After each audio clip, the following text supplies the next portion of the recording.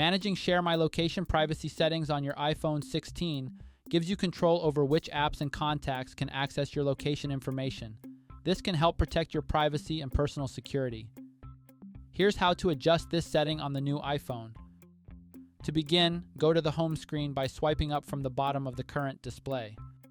From the home screen, tap on the Settings icon. In the Settings app menu, scroll down and tap on Screen Time.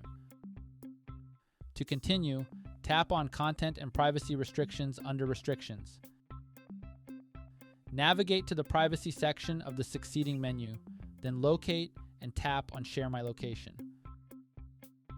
Finally, select between Allow and Don't Allow.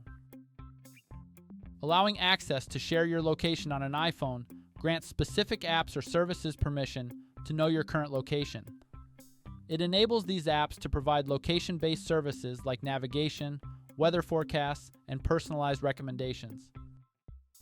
Meanwhile, selecting Don't Allow will prevent all apps and services from accessing and sharing your location information. You can configure this setting based on your privacy needs and preferences. And that's it. Please subscribe to this channel if you found this video helpful. Thanks for watching and stay tuned for more helpful tutorials.